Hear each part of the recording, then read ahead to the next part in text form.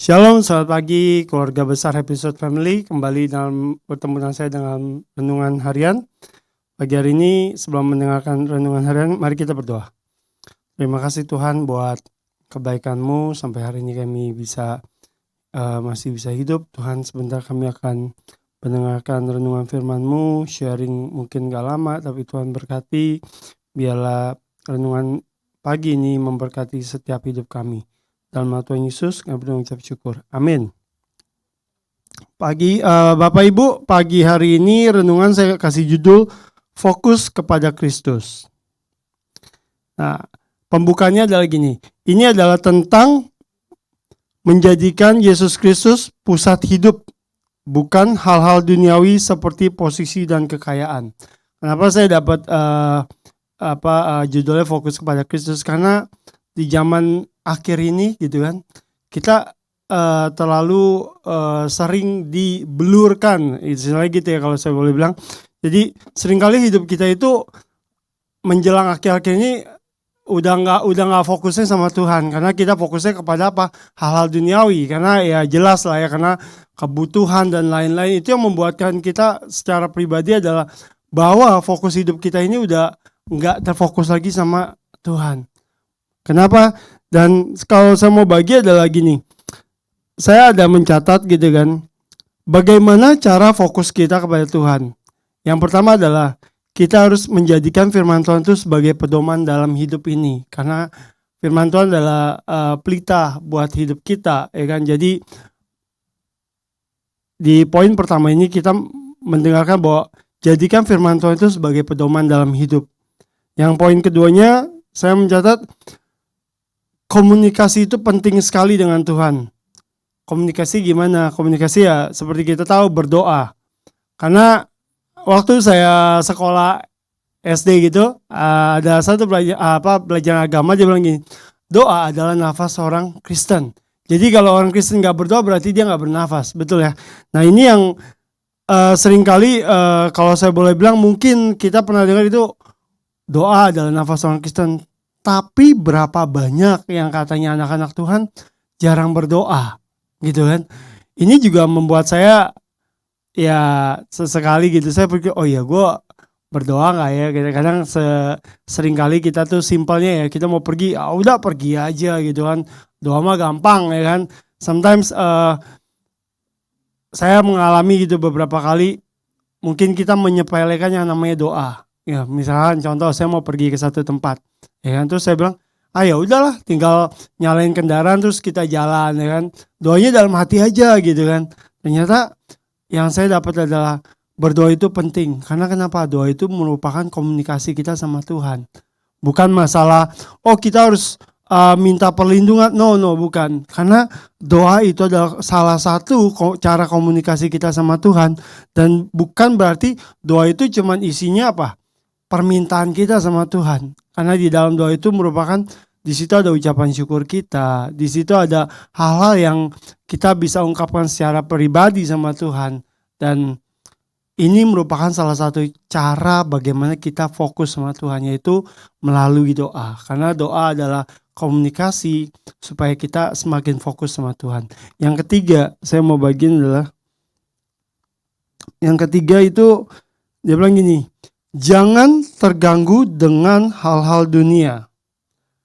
Yang ketiga ini lebih kompleks sih, karena menurut saya gini, jangan terganggu dengan hal-hal dunia. Bagaimana mungkin? Kita ini kan masih hidup di dunia, pasti kita banyak memikirkan hal-hal yang ya duniawi kan gitu kan. Tapi di sini dia bilang gini, jangan terganggu dengan hal-hal dunia. Karena kenapa?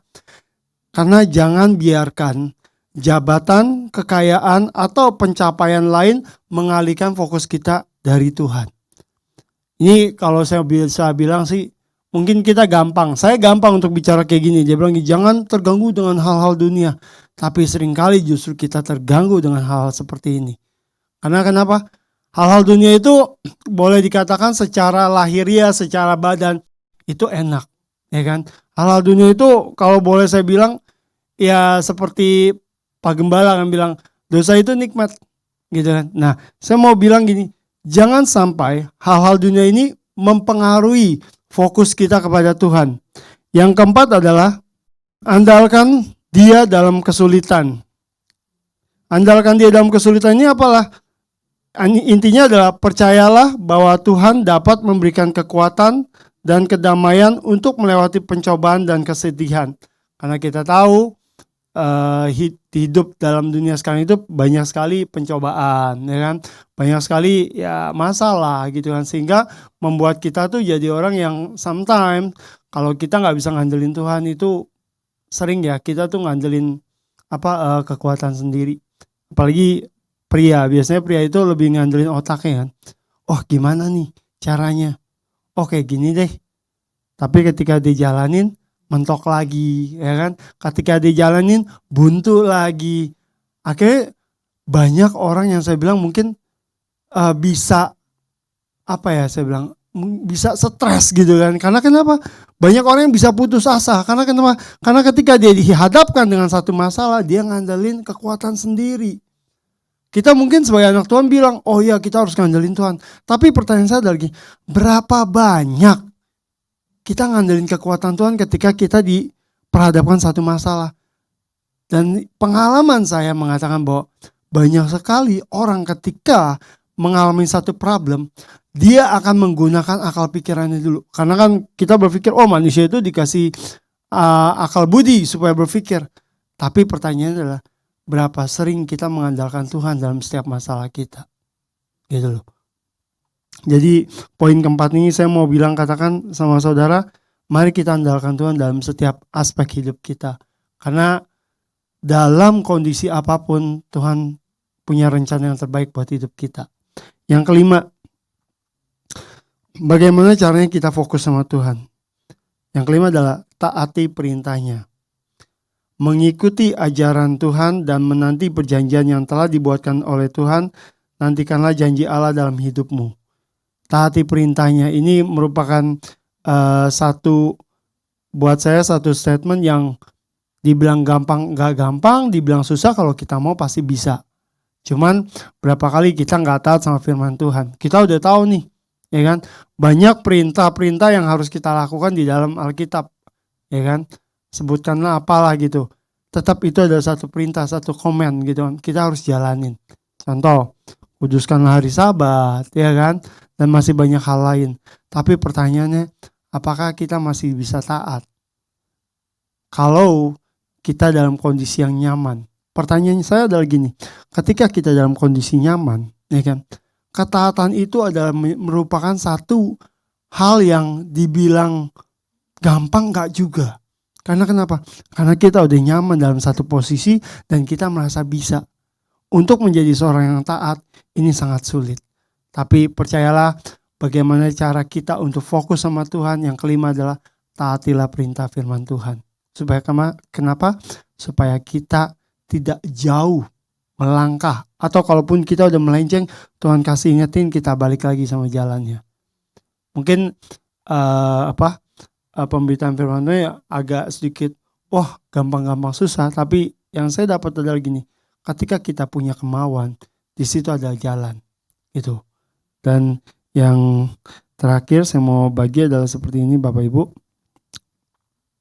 Nantikanlah janji Allah dalam hidupmu. Yakobus 1 ayat 12 firman Tuhan begini, berbahagialah orang yang bertahan dalam pencobaan, sebab apabila ia sudah tahan uji, ia akan menerima mahkota kehidupan yang dijanjikan Allah kepada barang siapa yang mengasihi Dia. Marilah kita merenungkan firman Tuhan, biarlah firman Tuhan ini boleh menjadi rema dalam hidup kita. Mari kita berdoa. Terima kasih Tuhan buat renungan-Mu yang singkat. Biarlah kami boleh menjadi pelaku firman, kami boleh tetap fokus kepada Tuhan. Terima kasih. Dalam nama Tuhan Yesus kami berdoa ucap syukur. Amin. Shalom, selamat pagi, Tuhan memberkati.